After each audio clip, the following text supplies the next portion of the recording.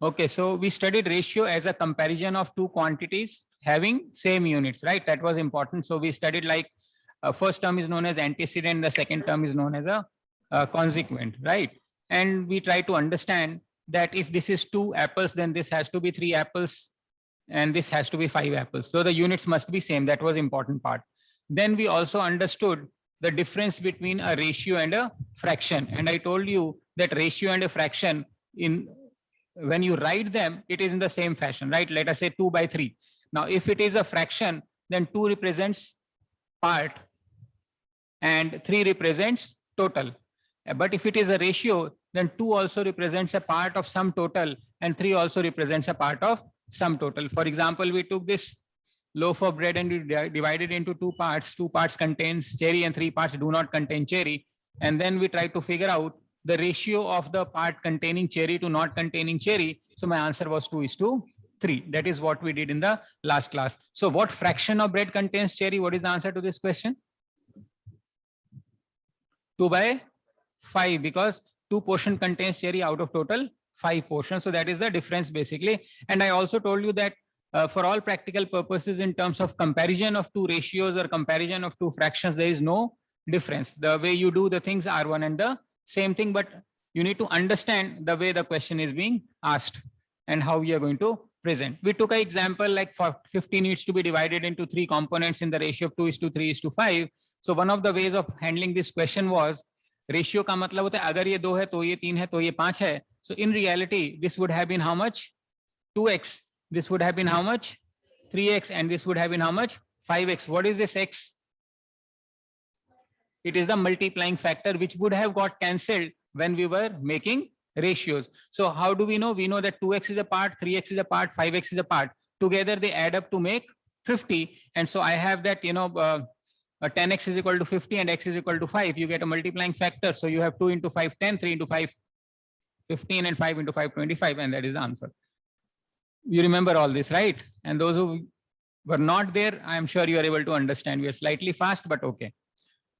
The other way of handling this question was that 50 needs to be divided in the ratio of 2:3:5. That means अगर मान लेते हैं A, B, C है तो A के पास 2 unit है, कितने में से? 10 यूनिट. So 2 out of 10. लेकिन टोटल डिस्ट्रीब्यूशन किसका करना है? 50 का. So 2 out of 10 into 50. ये कितना बन जाएगा? 3 out of 10 into 50. ये कितना बन जाएगा? 5 out of 10 into 50. And that is why we try to approach this question. So there were 2 methods of handling this question. I told you sometimes it makes sense that we solve this question using X wala method, and sometimes it makes sense that we simply figure out the ratio. So depending on the question, we may use both the methods, and we are expected to know both these methods. I told you this method would be given in this fashion in the books. When you are going to study your textbooks, you will see that A needs to be divided in the ratio B:C:D. So this becomes B upon B plus C plus D multiplied by A. मतलब इसका B portion है कितने में से? इन टुकड़ों में से. तो टोटल A में से कितना है? अगर इसका आंसर निकालना है तो क्या करेंगे? C कितने में से है? B plus C plus D में से. तो A में से कितना है? और ये D किस में से है? D है B plus C plus D में से. तो A में से कितना? इस तरीके से हम इसको सॉल्व करेंगे. Now let us say we took a question whereby we need to understand, let's say A:B is given to me as 2:3, B:C is given as 4:5, 6:D is given as 6:7. And we have to find out A and C. So how do we find out A and C or A and D? By using what we call as a compounding. Compounding का मतलब क्या होता है? Ratio को आपस में multiply करना है. तो अगर मुझे A:C चाहिए, so we can obviously solve A:C as A by B multiplied by B by C. Multiply करेंगे, B कट जाएगा और A:C आ जाएगा. फिर मैंने यही कहा था कि अगर हमने A की वैल्यू 2 रखी है, मान लेते हैं यहाँ पे एक एग्जाम्पल के तौर पे मैं इसको मान लेते हैं AB है BC है, तो ये 2 है, ये 2/3 है और ये B है तो 4/5 है. इस केस में देखो मल्टीप्लाई करने से B कट रहा था, A/C आ रहा था, लेकिन यहाँ मल्टीप्लाई करेंगे तो ये कटेगा नहीं. तो उसके लिए हमें क्या करना पड़ेगा? क्या आंसर आएगा? आंसर आएगा. आंसर फिर भी यही होगा 8/15. लेकिन ये जो कैंसिलेशन वाला सिस्टम है वो समझाने के लिए मैंने कहा था कि अगर ऊपर और नीचे 4 से मल्टीप्लाई कर दें तो कोई फर्क नहीं पड़ेगा इस रेशियो में. उसी तरीके से इसमें 3 और 3 मल्टीप्लाई कर दें तो कोई फर्क नहीं पड़ेगा रेशियो में. Obviously now we can observe that this value and this value gets cancelled and once again you have 8 into 8 by 15. तो ये सिर्फ समझाने के लिए एग्जामिनेशन में नहीं करना, इट इज जस्ट दैट कि वहां पे ए बी भी कैंसिल हो रहा था, यहाँ कैंसिल नहीं हो रहा है. So how do you really explain that? You can only cancel when the values are identical. So that is how you start cancelling these values. Are we getting this? So this is what we did, in the last class. And of course, I also told you when you have to find this kind of question where you have to solve A is to B is to C is to D, the only way you can solve this question is first by solving A is to B is to C and then further solving C is to D. You remember this? So how do we solve this? In this A is to B is to C, B needs to be common. That was our entire idea. So we took A as B as 3 is to 4 and B is to C as 4 is to 5. So since we want to make B as identical, so I multiply this value by 4 and this value by 3. How do I know which needs to be multiplied? अगर मान लो इन दोनों को same करना है, मान लो 3 और 4 को same करना है, तो ऊपर वाले को नीचे वाले से मल्टीप्लाई करना है, नीचे वाले को ऊपर वाले से. But you cannot only multiply one value, right? In a ratio, you have to multiply by both antecedent and consequent to make the neutrality of the ratio. अगर आप ऊपर मल्टीप्लाई कर दोगे तो रेशियो चेंज हो जाएगा, नीचे कर दोगे तो भी रेशियो चेंज हो जाएगा, ऊपर और नीचे मल्टीप्लाई करोगे तो से चेंज नहीं होगा. तो इसलिए हम ये पूरी वैल्यू को 4 से मल्टीप्लाई करते हैं, इसको 3 से, तो ये बनेगा 8, ये बनेगा 12, नीचे b बनेगा 12, c बनेगा 15. So when a is 8, b is 12, when b is 12, c is 15, and that is how you are able to write a, b and c. Then we solved c is to d करना है, तो c is to d की value हमारी थी 6 is to 7. अब हमें क्या करना है? c को सेम करना है. Now one way of thinking is कि c को सेम करने के लिए इसको 6 से मल्टीप्लाई किया जाए और इसको किससे किया जाए? 15 से. But do we do it? Because ultimately तो सेम ही करना है. तो best way to figure out is LCM. तो 30 बनेगा LCM. तो 30 बनाने के लिए you can multiply this by 2 and this by 5. So this becomes 16, this becomes 24, this becomes 30, this becomes 30, this becomes 42, and you are able to get your answer. ये सब कुछ हमने पिछली क्लास में किया था. फिर इसका मैंने एक शॉर्टकट भी बताया था, अगर आपको याद. कितने लोगों को याद है ये वाला? Raise your hands. 1 2, नहीं ध्यान है बाकी लोगों को. चलो कोई बात नहीं. We talked about certain terms. Standard ratio किसको बोलते हैं? कोई भी कॉमन फैक्टर ना, ऊपर और नीचे कुछ भी कॉमन ना, that is known as a standard factor, standard ratio. Equivalent ratio किसको बोलते हैं?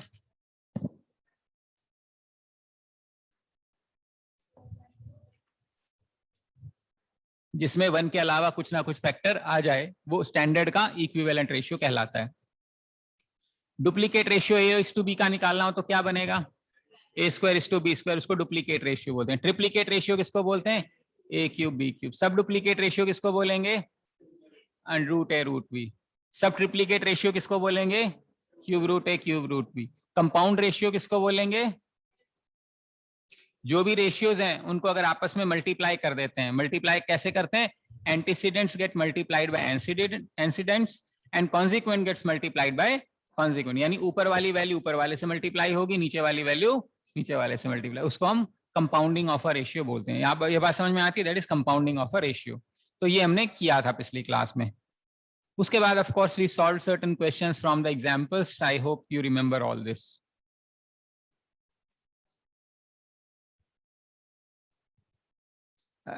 किया था घर जाके कुछ थोड़ा बहुत. Of course we solved all this questions in the class for the sake of practice. Right. So today what we are going to touch upon is the second part of this ratio, which is known as proportion. जो second part touch करने वाले हैं उसको हम क्या बोलते हैं? Proportion.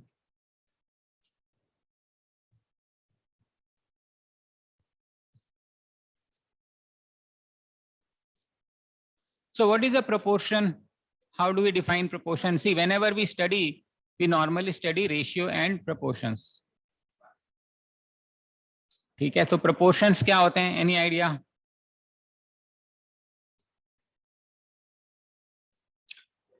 Proportion, it is a statement expressing equality of two ratios.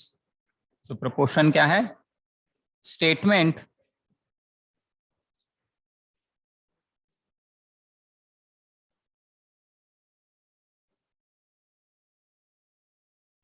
expressing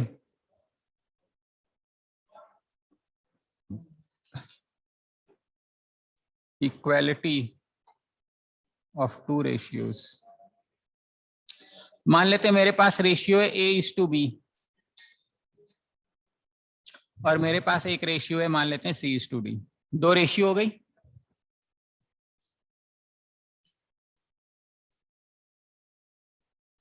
मेरे पास दो रेशियो होगी A:B C:D।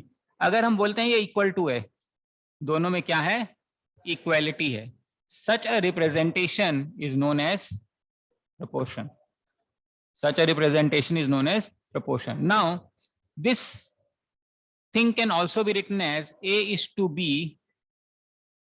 is proportional to, ये जो इक्वालिटी का साइन है ये बाय डेफिनेशन तो ये होता है two statements expressing equality of two ratios. लेकिन प्रोपोर्शनैलिटी का जो साइन, जिसको हम प्रोपोर्शनैलिटी बोलते हैं, वो ऐसे चार बिंदी होती हैं और ये C:D बनता है। ये बात समझ में आ रही है? Now if you really look at this first statement, instead of saying A:B, I can also write A/B and equal to sign, and I can write C/D. लिख सकते हैं। इसका मतलब है कि ये सारी चीजें फंडामेंटली तो एक ही चीज है। It's a statement expressing equality of two ratios. A:B is proportional to C:D या A:B is equal to C:D, and that's how it operates. Now if you look at this first term A, it is known as first proportion. It is known as first proportion. This would be known as second proportion. Logically this would become your third proportion and this would become your fourth proportion. So since it is given in order only we have to consider the proportions. वो पहला proportion है, second proportion है, third proportion और fourth proportion. That is the order in which it is given. इसमें तो कोई problem नहीं।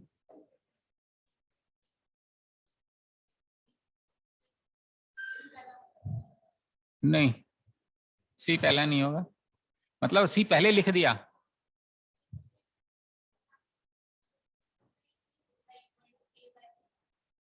हाँ, जो पहले लिखा जाएगा उसको फर्स्ट बोलेंगे। ए ऐसा कोई फिक्स नहीं है कि ए है इसलिए फर्स्ट है ना, वो जगह पे है इसलिए वो फर्स्ट है। मान ले P:Q:R:S होता तो P होता, बी की ए की जगह बी होता, B:A होता मान लो, तो बी को फर्स्ट बोलते और ए को सेकंड बोलते। So important is the position of the alphabet which is written and not necessarily the alphabet itself. That is what we understand. Now if you see this A and D is known as extreme values.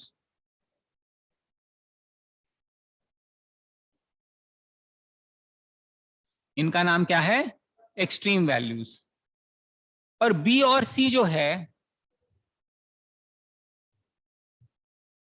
B और C जो है इसका नाम है mean values.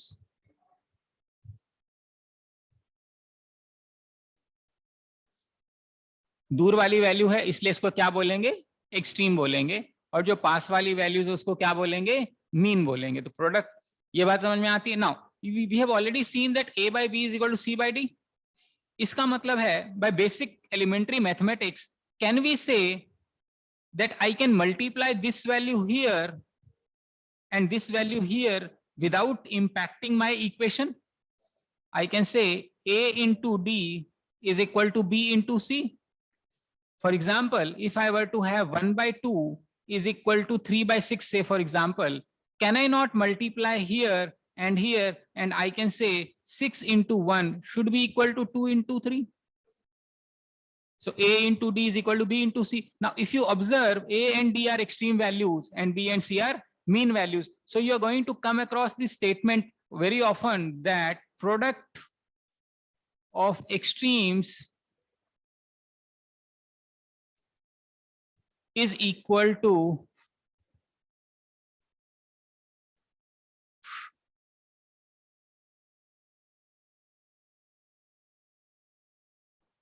product of means. So product of extremes is equal to product of means. You are going to come across this question, right? यहाँ तक बात समझ में आती है। Now what is an application of this learning that we had and what are the kind of questions that we may come across from whatever we have learned. मान लेते हैं हमने इतना ही सीखा है, तो इसके ऊपर हमारे क्या क्वेश्चन बन सकते हैं वो हम एक बार पहले समझ लेते हैं, and then we are going to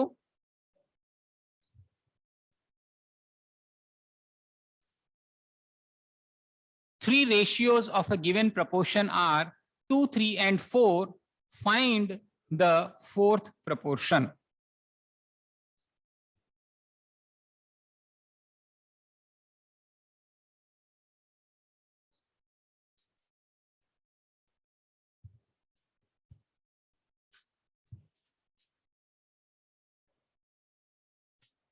Okay, so let's just say this is my question. So I am given three ratios of a given proportion. तो ये कोई proportion है जिसके तीन रेशियो क्या है, 2, 3 and 4, और हमें क्या निकालना है, फोर्थ निकालना है. तो अब इसमें मुझे बताइए फर्स्ट प्रोपोर्शन किसको मानोगे, सेकंड, थर्ड और फोर्थ को x. इसका मतलब है जिस ऑर्डर में क्वेश्चन दिया गया है वो वैल्यूज दी गई, उसी ऑर्डर में हमें प्रोपोर्शन की एक्सेप्टेंस करनी पड़ेगी. So what do we get, you take 2:3 is proportional to 4:x. Proportionality here would mean equality, and we know this into this is equal to this into this. So 2 into x is equal to 3 into 4. So you get x as 6. यहाँ तक बात समझ में आती है. Now this was, let us say, your first question. Now if the question were to be changed, instead of saying the three ratios of a given proportion are 2, 3 and 4, and he's asking me to find the third proportion, that is the question number 2. So how do we approach this one? उसने हमें तीन proportion दे दिए हैं और उसने हमसे बोला है कि third proportion निकालिए, तो कैसे करोगे?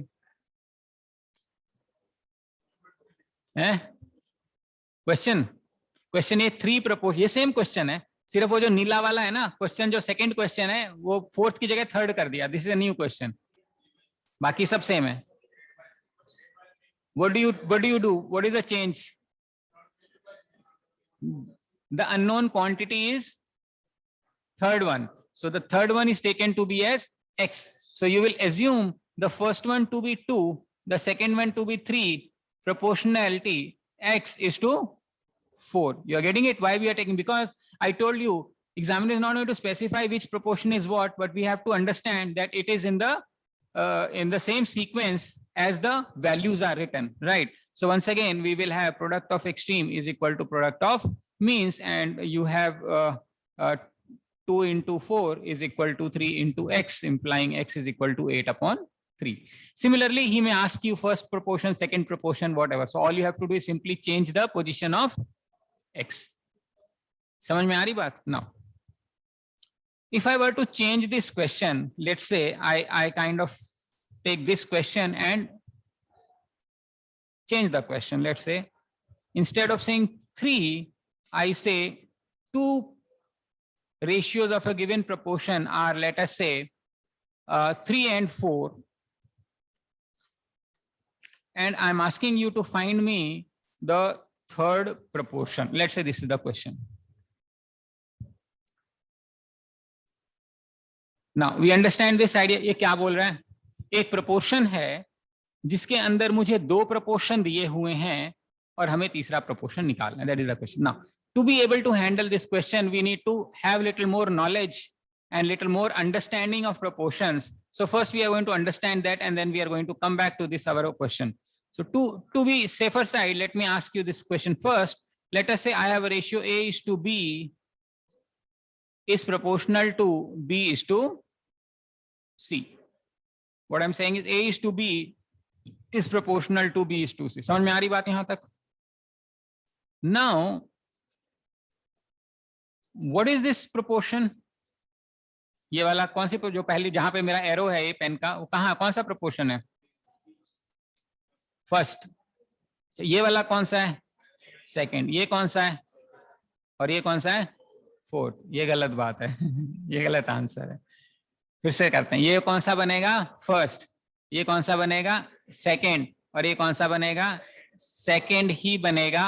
और ये कौन सा बनेगा? थर्ड. जब सेकंड और थर्ड, मतलब हाइपोथेटिकली थर्ड यानी जो पिछले वाले सर्कमस्टेंसेस में देखें तो सेकंड पोजीशन और जो थर्ड पोजीशन पे दोनों वैल्यूज हैं, अगर वो सेम हो जाती हैं, then it is known as second proportion only, and it is also known as continued proportion. This idea of second and third being same is known as continued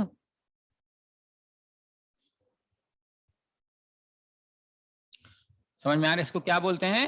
continued proportion, continue हो रहा है, समझ में आ रहा है? ए उस case में ये मेरे पास फर्स्ट है, ये मेरे पास सेकंड है, ये मेरे पास थर्ड है, सॉरी ये भी सेकंड है और ये मेरा थर्ड है। नाउ इसका मतलब ये है कि whenever the examiner is talking to us in terms of three values या थ्री proportions की बात कर रहे हैं, now we know in a proportion we need to have at least these four values. अगर एग्जामिनर हमसे तीन वैल्यूज दे रहा है या दो वैल्यूज दे के तीसरा पूछ रहा है, by default what needs to be understood? That it is in continued proportion. It needs to be understood that the data given to us is in continued proportion. आ रही बात समझ में? अगर ऐसा दिया है तो हमें assume करना पड़ेगा continued proportion में। तो अगर हम यहाँ पे क्वेश्चन देखें, it says two ratios are given, two ratios of a given proportion are 3 and 4 and I need to find out third one. So what does it imply? This implies that the ratio is in continued proportion. First thing is that. So how do we write this? So first will become 3, next will become 4, then you have proportionality, it will become 4 and this will become x. So that's how now we try to solve product of extremes is equal to product of means. So we have 3 into x is equal to 4 into 4 or x is equal to 16 upon 3. You get my answer. वो examiner कभी भी नहीं बताएगा कि ये क्या है, हमें वो समझना पड़ेगा. That is the learning we need to inculcate in ourselves to be able to handle this kind of question. Now let me say this question is changed and a newer question is asked something like this. Two ratios of given proportion are 3 and 4 and is asking us find the, instead of saying third, he is using the word mean. Find the mean proportion. So let us say this becomes my second question. So how do we really approach this one?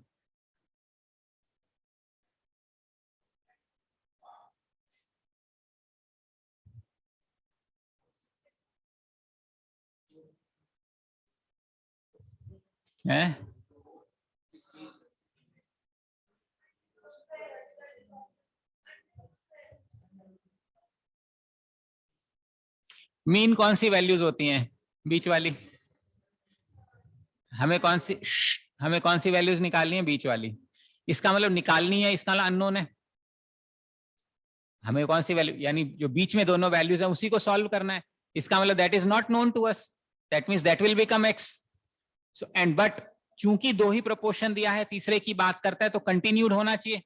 पहली understanding क्या है कि दो है और third निकालना है तो कंटिन्यूड है. लेकिन निकालना कौन सा है? मीन. मीन किसको बोलते थे? बीच वाली वैल्यूज को. तो फर्स्ट टर्म क्या बनेगी मेरी? 3. पहली टर्म बनेगी 3 इज प्रोपोर्शनल टू x.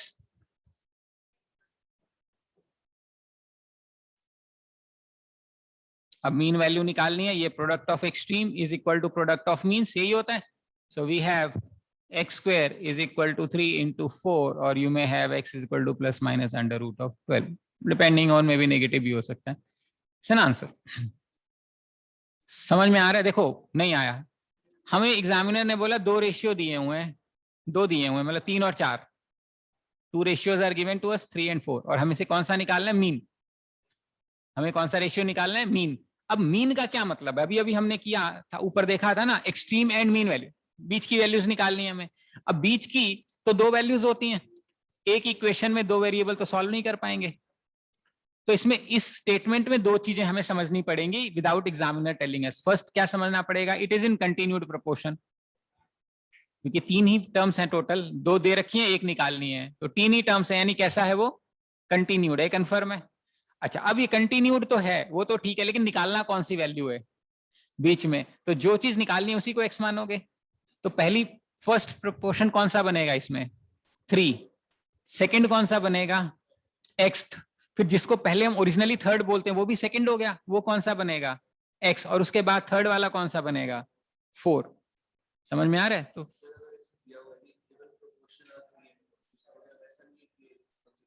ना, वो डिपेंड करेगा उसने क्या पूछा। अगर वो बोलता गिवन प्रोपोर्शन 3 and 4, अगर बोलता फाइंड थर्ड, तो पहला मानना पड़ता 3, सेकंड एंड सेकंड 4 4 और फिर x। मान लो गिवन प्रोपोर्शन बोलता 3 and 4 और बोलता फाइंड फर्स्ट, फिर पहला क्या लेते x, दूसरा क्या लेते थर्ड, फिर अगला क्या लेते थर्ड, फिर अगला क्या लेते 4। He will expect us, the examiner will expect us that we have this knowledge to be able to handle this. So there's a very limited thing which he will give us. We will have to know this to assume the correct values. अब जो उसने 2 दिया है वो हमें मानना समझना पड़ेगा कि वो कौन से 2 हैं। वो इस बात से समझ में आएगा कि वो पूछना क्या चाहता है। तो जो भी पूछना चाहता है वहां x डाल देना, बचे हुए को इन ऑर्डर लेना है अपन ने, बस ये प्रोपोर्शन का खेल है। अदरवाइज क्वेश्चन गड़बड़ हो जाएगा। उसके अलावा कुछ भी सोचोगे, कैसे भी करोगे, यू विल गेट रॉन्ग। हाँ बेटा, हो सकता है अगर एग्जामिनर दे, हो सकता है अगर एग्जामिनर दे, लेकिन यहां पे x इसलिए सेम है क्योंकि इसका नेचर कंटिन्यूड है। पहला और आखिरी अगर सेम हो गया तो नेचर कंटिन्यूड नहीं है, it is just some random proportion where first and last value happen to be same, that's all. You cannot say it is a 3 ratio. जैसे इसमें 2 सेम है, 2 1 सेम कर दिया तो हमने उसको 3 प्रोपोर्शन वाला। अगर तुम बोलो पहला 3 है, दूसरा 4 है, तीसरा 4 है और चौथा फिर 3 है, it is not continued, it is simply 4 वाला प्रोपोर्शन है। It just happens to be that first and last is same. But if the mean value happens to be same, then we call it as a continued proportion.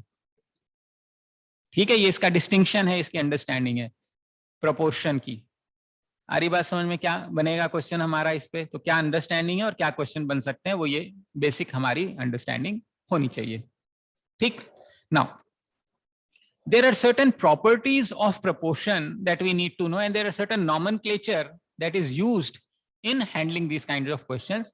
Of course, in the examination that we are preparing CAT, that इसके अंदर कोई ये पूछेगा नहीं, हमसे नाम नहीं पूछेगा कि भाई ये इन्वर्टेंडो है, ऑल्टरनेंडो है, लेकिन हमें पता होना चाहिए ताकि हम उसकी यूज कर सकें, सॉल्व करते समय उसको यूज कर सकें, that's all. But I am just going to give you names also. Nobody is really going to ask that names per se in the examination. उसके चिंता मत करना, याद नहीं है, नहीं रहेगा, लेकिन ये समझना हाँ कि हमें उसका मतलब और उसका यूसेज समझ में आना चाहिए, एप्लीकेशन समझ में आनी चाहिए, नाम से कोई ज्यादा फर्क नहीं पड़ेगा।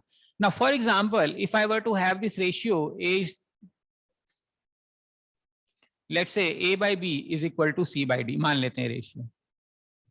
अगर मैं दोनों को उल्टा कर दूं, दोनों को उल्टा कर दूं, ऑफ कोर्स रेशियो बदल जाएगी, बट क्या प्रोपोर्शनैलिटी बदलेगी, यानी इक्वालिटी बदलेगी? नहीं बदलेगी। कहने का मतलब है, एग्जांपल के तौर पे हमें पता है 1/2 इज इक्वल टू 3/6 होता है, मानते हैं। मैंने उल्टा कर दिया तो ये बन जाएगा 2/1 और ये बन जाएगा, obviously 1/2 has become 2/1, the ratio has changed, but if you look at this proportionality it is not changing. समझ में आ रही बात? वो इक्वल टू ही रहेगा।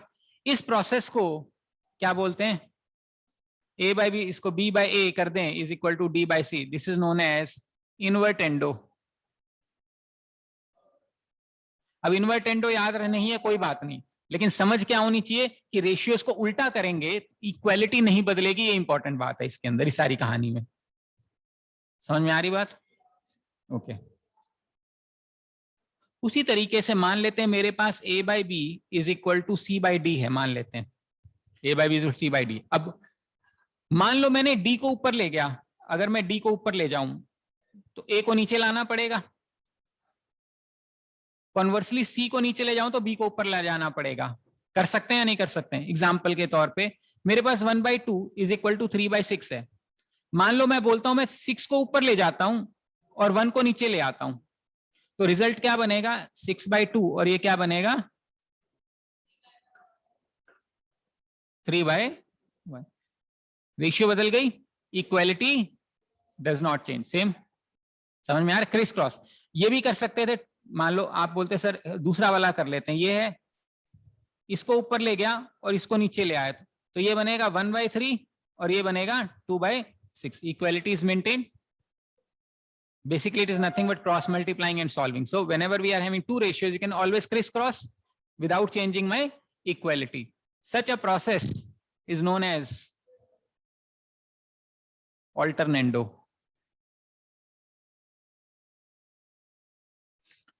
ऑल्टरनेटिंग पोजीशंस में जब हम डेटा को स्विच करते हैं तो मेरे आंसर पे कोई फर्क नहीं पड़ता है.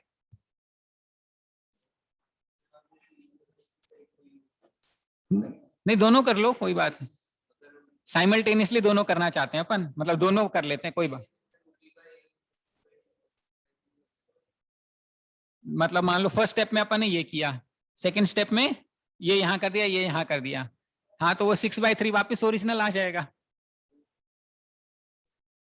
नहीं, मतलब इन्वर्टेंडो का इन्वर्टेंडो करोगे तो ओरिजिनल आ जाएगा. मतलब मान लो मैंने कहा कि एग्जांपल ले रहा हूं, मान लो 1 2 है अपने पास, आपने कहा उल्टा कर देते हैं 1/2, आपने कहा फिर इसको उल्टा कर देते हैं तो वापस 2 आ जाएगा. हाँ हाँ, ए डी की जगह आ जाएगा नीचे.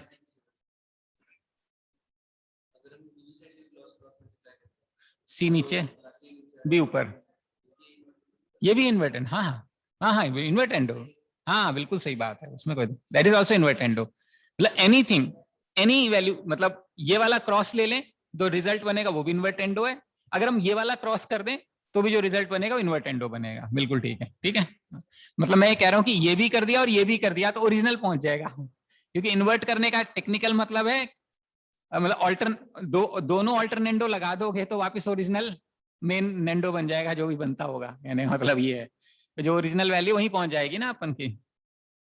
और इन्वर्टेंडो में भी वही है, उल्टा करो और फिर उल्टा करो, वापस वहीं पहुंच जाएगा.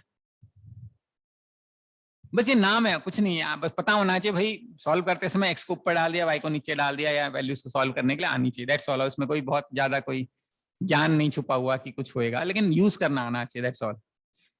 ठीक है, यहां तक समझ में आती है बात.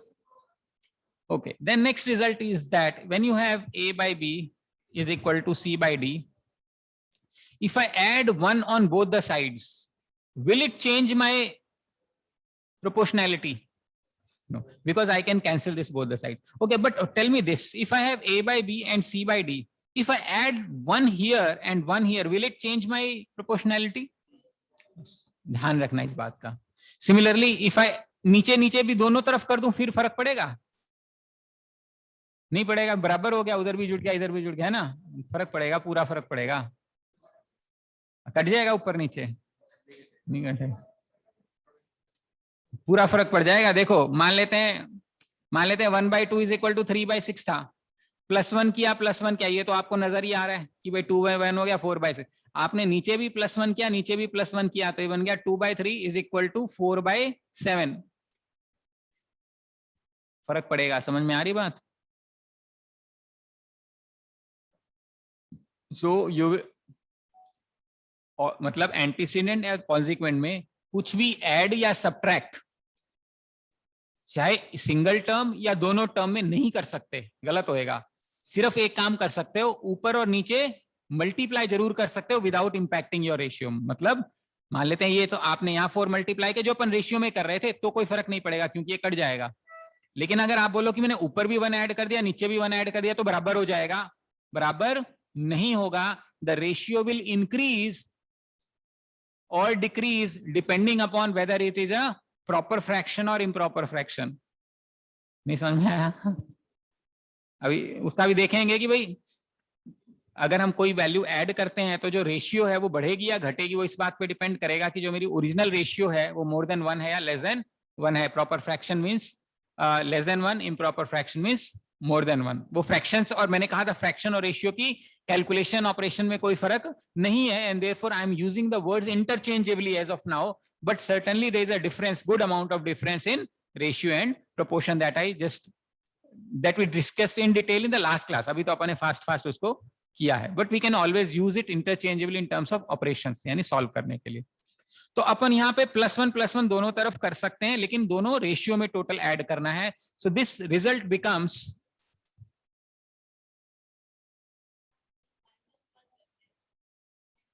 अभी करते हैं उसको भी करते हैं। ये बनेगा, इसको क्या बोलते हैं, सुना होगा कभी ना कभी, once upon a time when we were in 5th 7th 5th 6th class, componendo, या 9th क्लास में भी, आई डोंट रिमेम्बर। कॉम्पोडेंडो, क्या बोलते हैं इसको, कॉम्पोडेंडो, नहीं ध्यान आ रहा, डेंडो, कॉम्पोडेंडो। कंपाउंड करना इज एडिशन, यानी कि बढ़ाना, उसको कंपाउंडिंग बोलते हैं। The process of increasing some value is known as compounding, right. बोलते हैं ना कंपाउंड इंटरेस्ट मिल रहा है, तो किसी चीज को बढ़ाने को कंपाउंड बोलते हैं। My problem was compounded because of my ex girlfriend let's say, और एक्स बॉयफ्रेंड लेट्स से, तो प्रॉब्लम के ऊपर प्रॉब्लम बढ़ गई, so that is like compounding. So here when you add, you increase something, that is where the word compounding comes into picture, right? So compodendo. So when you can add one both the sides. Similarly, if I were to have a ratio A by B and I have a ratio C upon D, if I subtract one on both the sides, right? I am subtracting one on both the sides. So the ratio will not change because technically I can cancel these two. So this can be written as A minus B upon B is equal to C minus D upon D. This is known as dividendo. Divide. Dividendo word कहां से आता है, divide यानी कम करना, basic English word है, उसी को हमने कम कर दिया तो -1. So when you subtract one on both the sides, it does not impact my ratio and it is known as dividendo. It is known as dividendo. आ रही बात समझ में? नाउ इसका जो सबसे इंपॉर्टेंट एप्लीकेशन होता है वो ये होता है कि जब हम कॉम्पोडेंडो और डिविडेंडो का रेशियो लेते हैं, इसका रेशियो लेते हैं, कॉम्पोडेंडो और डिविडेंडो का रेशियो लेते हैं, तो ये मेरे पास ये बनेगा a plus b upon b is equal to c plus d upon d, ये मेरा कॉम्पोडेंडो है। और नीचे जो बनेगा वो बनेगा a minus b upon b is equal to c minus d upon d. तो क्या बनेगा, ये इससे खत्म हो जाएगा, ये इससे खत्म हो जाएगा, जो इफेक्टिव रिजल्ट आएगा वो बनेगा a plus b by a minus b is equal to c plus d by c minus d. इसका मतलब है अगर मेरे पास कोई सिंपल सा रेशियो है a by b is equal to c by d, so I can write a by b as a plus b by a minus b. This will be written as c plus d by c minus d. This is known as applying compodendo and dividendo. इसको क्या बोलते हैं, applying कॉम्पोड। अब ये कहां पे काम में आता है, कई बार डिनोमिनेटर में क्वाड्रेटिक फंक्शन आ जाता है, यानी एक्स स्क्वायर इस टाइप से वैल्यूज आ जाती हैं जिसको हम सॉल्व नहीं कर पाते हैं। तो जब हम उसको a plus b by a minus b करते हैं तो डिनोमिनेटर जो है ना वो प्लस माइनस के चक्कर में जो हायर डिग्री वेरिएबल होता है वो कट जाता है, वहां पे काम में आता है।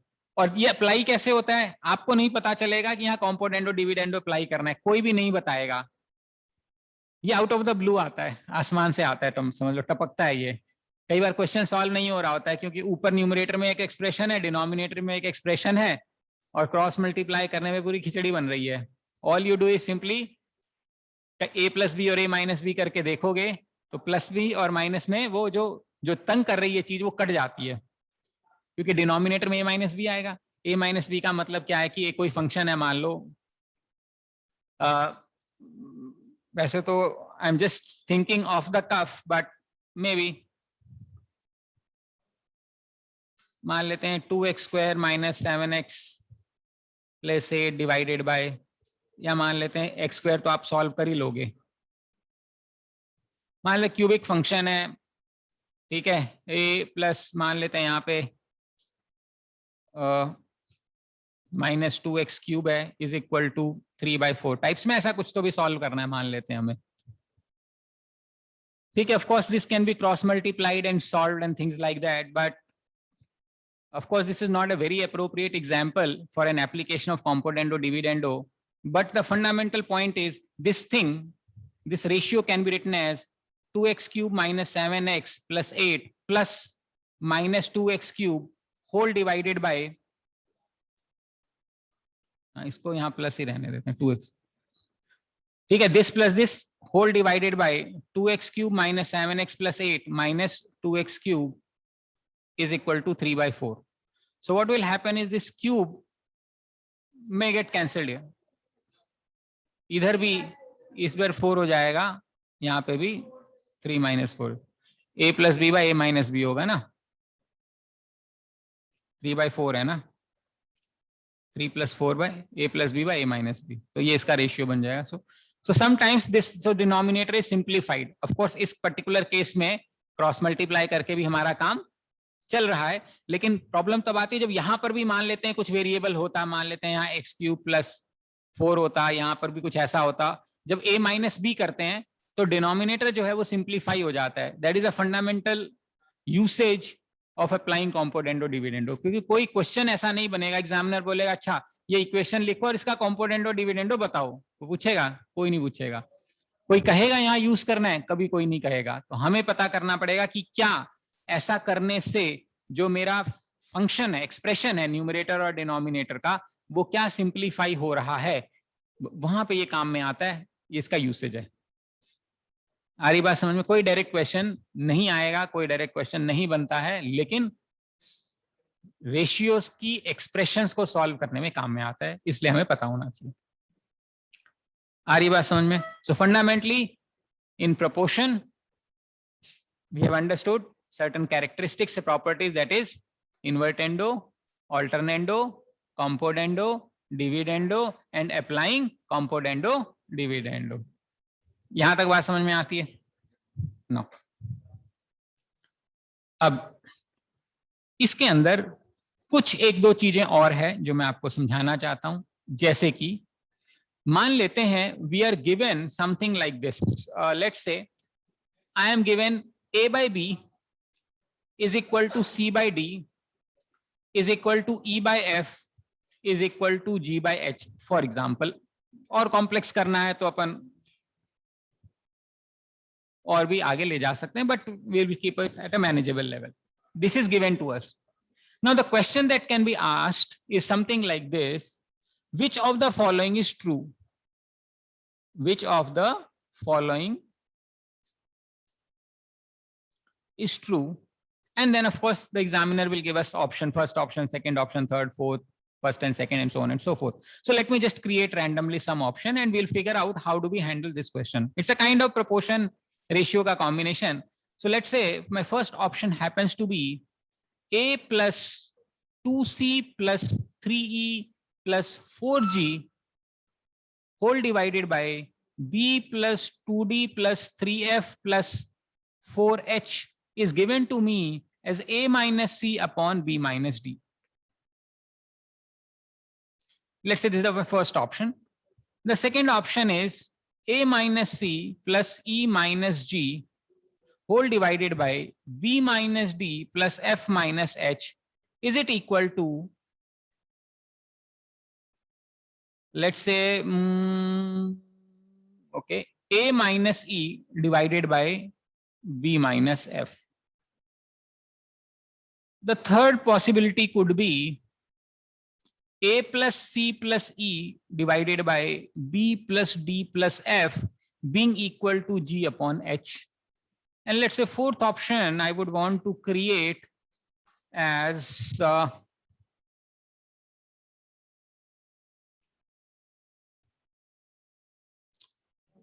a minus c minus e divided by b minus d. Okay, so this is a possible question. We are expected to figure out which of the given options are true. Right. Now, earlier also I, of course, this is a very typical of CAT, but in general, whenever we end up having a question where something is equal to something is equal to something is equal to something, जैसे कि पिछली class में एक हमने question किया था fractions में, twice of a is equal to thrice of b is equal to 4 times of d is equal to 5 times of e, and then splitting needs to be done. So the key requirement is whenever certain thing is equal to something, we ideally end up taking it as k. समझ में आ रहा है? मैंने समझाया था ये बहुत फायदेमंद होता है सॉल्व करने के लिए। तो अगर कभी भी कोई ऐसा क्वेश्चन आ जाए, बड़ा कॉम्प्लेक्स क्वेश्चन आ जाए, सम मतलब 2 times x, 2x is equal to 3y is equal to 4z is equal to 5m, मान लेते हैं ऐसा कोई क्वेश्चन आ जाए, उसको कैसे सॉल्व करोगे? बहुत खेचल हो जाती है उसके अंदर। उस टाइप में हमेशा हम उसको एक नया, भाई इतनी सिरदर्दी तो हो ही रही है, 5 वेरिएबल तो एग्जामिनर ले, तो एक हम ले लेंगे तो कौन सा पार्ट टूट जाएगा, तो हम एक और इंट्रोड्यूस कर देते हैं और फिर बचे हुए वेरिएबल्स को अपनी वेरिएबल में कन्वर्ट करते हैं। Now in this particular case I can do is a is equal to b k, c is equal to d k, E is equal to FK and G is equal to HK बनेगा। Now if you want to check any of these options, for example मैं चौथा option check करता हूं, मेरे को आसान सा दिख रहा है, इसलिए मैं क्या करूंगा, A की जगह मैं पुट करूंगा BK माइनस, C की जगह पुट करूंगा मैं DK, E की जगह पुट करूंगा FK। ये मेरा LHS है लेफ्ट हैंड साइड। नीचे मेरे पास b minus d minus f आ जाएगा। इसको अगर मैं फर्दर सॉल्व करता हूं नीचे ले जाके, कैन आई से मैं k कॉमन निकाल सकता हूं? k कॉमन निकालूंगा तो क्या बनेगा, b minus d minus F, और नीचे बनेगा b minus d minus F, तो एक कट जाएगा। इसका मतलब LHS की क्या वैल्यू आई मेरी, k। LHS की क्या वैल्यू आई, k। अब मैं RHS देखता हूं, यहाँ पे RHS, G की वैल्यू क्या लिख सकता हूं मैं, HK, और नीचे तो H है ही, कट जाएगा। तो RHS में क्या आया मेरा, k। Can I say LHS is equal to RHS? So can I say my this statement is true? समझ में आ रहा है? Similarly I would require to check other option also.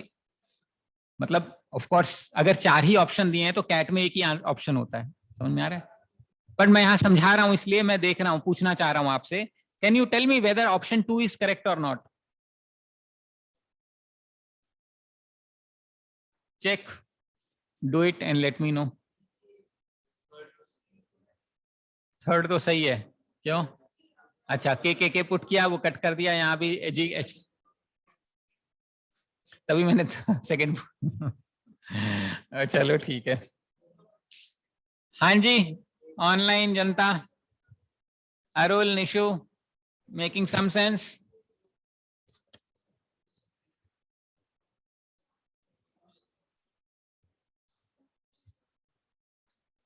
हाँ जी, अरुल, निशु।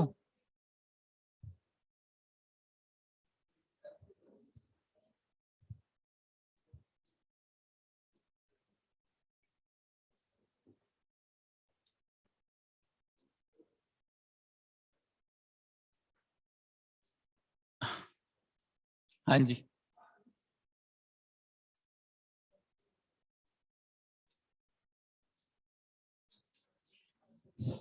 बुक लाए क्या, किताब लाया? अच्छा हाँ, ऑर्डर किए मैंने, ठीक है, हफ्ता लगेगा। कोई मैं शीट शेयर करूंगा। थर्ड में भी सही है, फर्स्ट में और देख ले, मेहनत कर ले, या कुछ लॉजिक देख। हाँ भाई, किसना कितना चेक किया? सारे हैं, कैसे? Grace marks?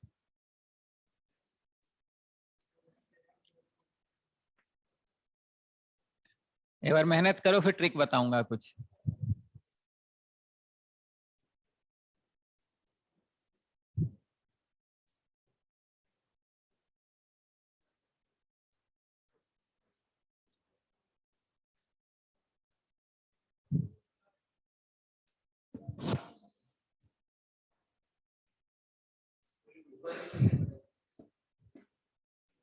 ठीक है, नाउ इनफैक्ट जब आप ये पुट करके देखोगे तो ये सारे सही मिलेंगे आपको। अगर एक फिफ्थ ऑप्शन होता ऑल ऑफ द अबव, तो answer would have been all of the above. अच्छा चलो, एक मैं एक एग्जामिनेशन पॉइंट ऑफ व्यू से एक बात पूछता हूं। मान लेते हैं हमारे पास एक फिफ्थ ऑप्शन होता ऑल ऑफ द अबव, मान लेते हैं, कितने ऑप्शन चेक करते हैं आप? क्यों?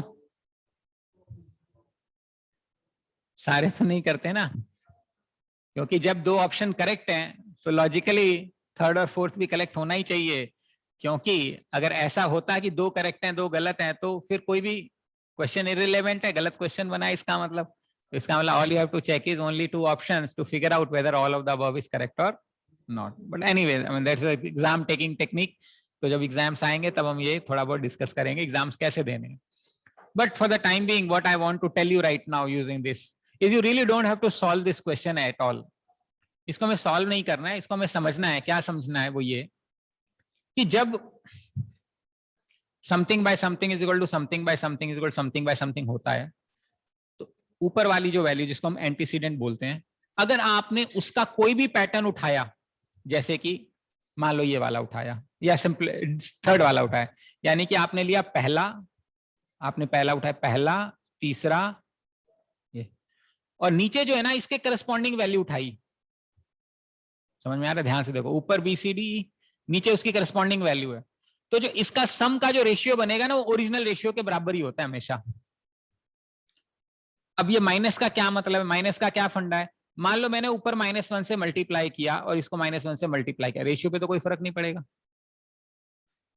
इसको -1 से मल्टीप्लाई किया, -1 से मल्टीप्लाई, कोई फर्क नहीं पड़ेगा। अब मैं इनको ऊपर वालों को जोड़ दूं, नीचे वालों को जोड़ दूं, तो ओरिजिनल रेशियो वापस के ही आनी चाहिए।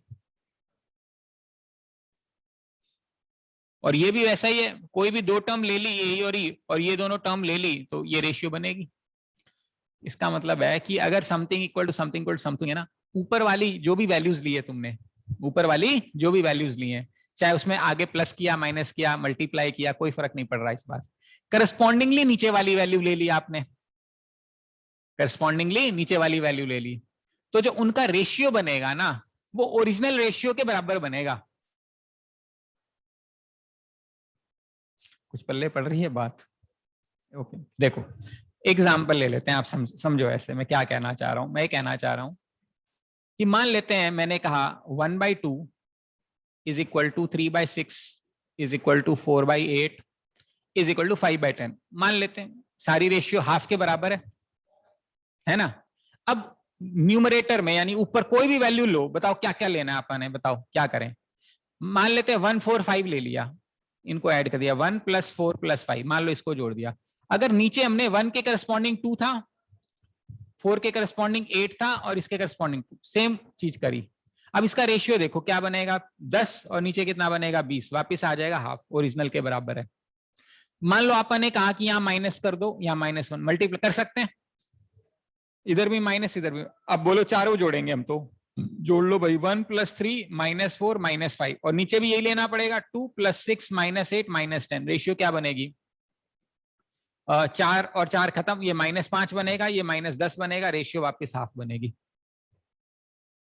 ठीक है, मान लेते मैंने यहाँ के मल्टीप्लाई कर दिया, यहाँ के मल्टीप्लाई कर दिया, और मैंने कहा 1 + 3k की वैल्यू और 2 + 6k की वैल्यू क्या -4 -5 / -8 -10 के बराबर है। बस क्यों है? क्योंकि इसका रिजल्ट जब निकालोगे तो जो भी रिजल्ट आएगा उसका रिजल्ट यही आएगा। क्यों? क्योंकि जो भी न्यूमरेटर और डिनोमिनेटर में मैंने कहा, जिस भी ऊपर न्यूमरेटर वाली वैल्यू को किसी भी टर्म्स में ले लो, पहला तीसरा पांचवा, पहला दूसरा ऑल्टरनेट कर लो या ऊपर नीचे मल्टीप्लाई कर लो और ऐड करो, करस्पॉन्डिंगली नीचे वाली वैल्यूज रखोगे तो जो रेशियो बनती है वो ओरिजिनल रेशियो के बराबर आती है, जिसको हमने के पुट करके प्रूव करके भी देख लिया और एग्जाम्पल से भी आप देख सकते हो। मान लो 1/2 3/6 4/8 आप करके देख लो, चाहे किसी भी रैंडमाइज्ड वैल्यू को पिकअप करो, ऊपर वाली को करस्पॉन्डिंगली नीचे वाली वैल्यू को पिकअप करोगे तो जो उसका रेशियो बनता है वो ओरिजिनल रेशियो के बराबर बनता है।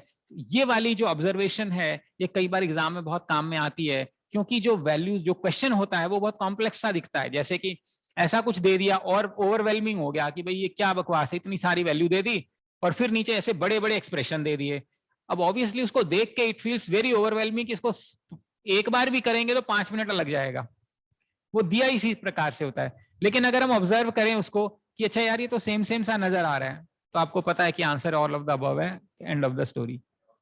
ऑफ कोर्स अनलेस ऐसा हो कि भाई सिर्फ एक ही आंसर हो जिसमें ऐसा दिया हो, बचे हुए में क्या होगा, चेंज कर दोगे तो गड़बड़ हो जाएगी, तो वो इक्वल टू नहीं होगा। तो इसको देखते साथ ही हमारा ये क्वेश्चन कई बार बन जाता है। You will see some of this, some nature of this question, इस टाइप के कुछ क्वेश्चन आपको एग्जामिनेशन में देखने को मिल सकते हैं और इस तरीके से हम थोड़ा स्पीड करके उसको कर पाएंगे, नहीं तो टाइम बहुत लगेगा। बताइए, यहां तक बात समझ में आती है? proportions.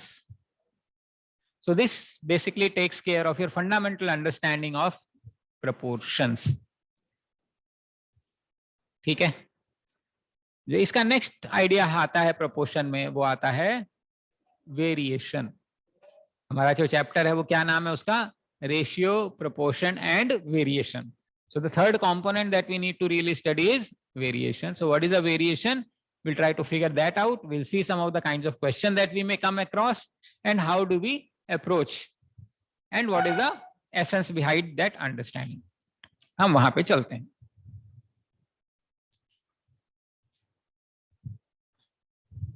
इसमें कोई प्रॉब्लम है किसी को भी, किसी भी प्रकार की? Nobody sure? Okay. So let's start with this understanding of what you called as variation. So what do you mean by variation?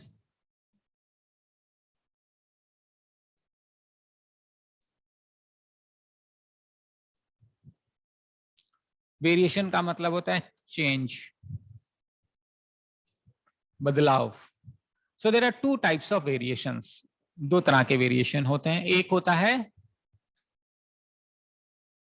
सुना होगा, one is direct variation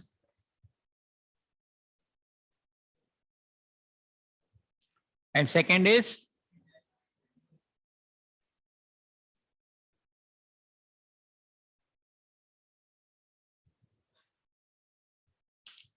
inverse variation. तो मेरे दो वेरिएशन है, direct and inverse.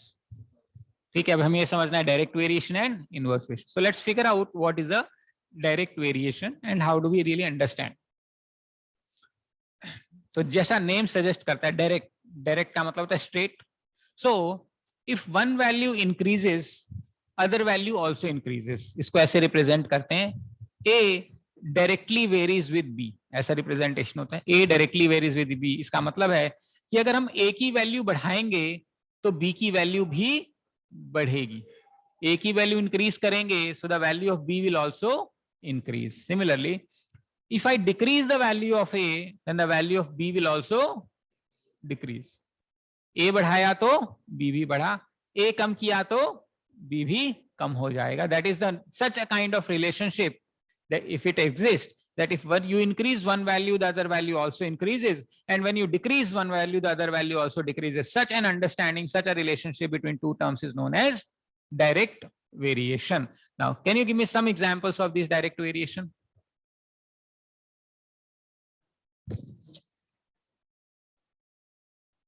Anji, any example?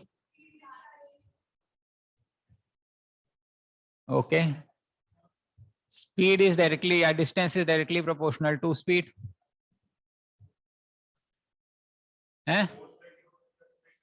Force is directly proportional to acceleration. Very good.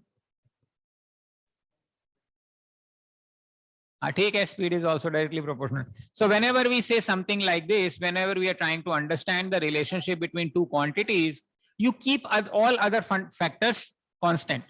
For example, now you're saying that distance is directly proportional to speed. Assumption is that the time period for which this is happening is constant. भाई मान लो कि 2 घंटे के लिए मुझे गाड़ी चलानी है. I'm going to drive for only 2 hours. Now, if my speed is more, I will cover more distance. If my speed is less, I will cover less distance. But if I say I will reduce my speed, but I will increase my time, once again my distance may be more.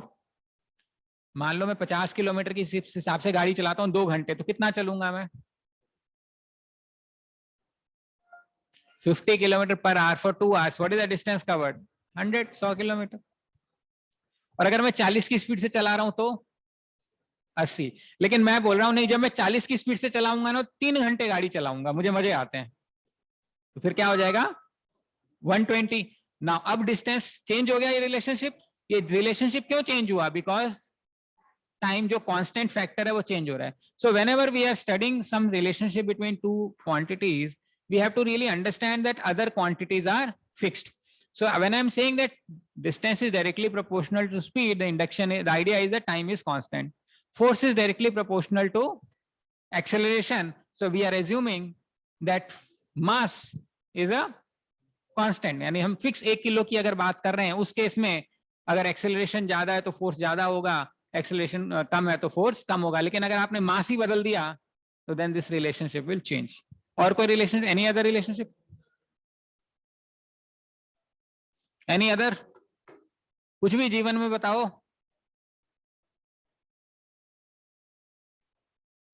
ठीक है, force is directly proportional to mass provided your acceleration is constant. ठीक है, हाँ तो एक ही जगह दही मत बनाओ ना उसका.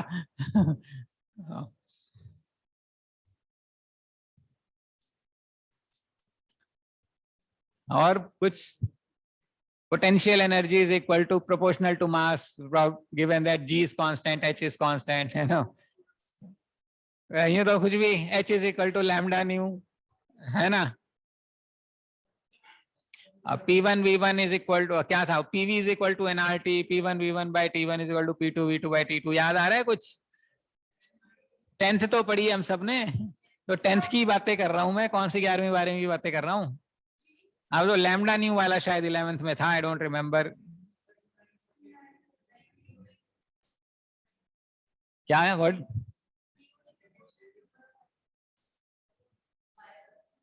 BOD. अच्छा, so BOD is directly proportional to number of animals or living beings within the sea, right? Within that particular, very good, huh? And more studies, more marks. Less studies, less marks. More films, more entertainment, but more films, less marks. So that is a inverse and direct relations, right? So one value increases, other value increases, one value decreases, other value decreases. As simple as that, right? Now, so either ध्यान दो. Now we need to understand why it is important. Firstly, कि इसका क्या significance है और खास तौर पे MBA में हम इसको ऐसा क्यों पढ़ते हैं. And then we'll figure out what are the kinds of questions we may also come across. So one way of finding out this is that it is used to derive formulas. That is the fundamental requirement and purpose of variation. This variation is actually observed in the environment. जो change होता है वो हम environment में observe करते हैं. Using certain experimentation, we find out something known as proportionality constant, and then we derive a formula. And using that formula, everybody uses those formulas for subsequent education. So for you guys, let me just take a simple example. Let's say we have an observation of circumference of a circle, and we know it is directly proportional to diameter of the circle. Circumference किसको बोलते हैं?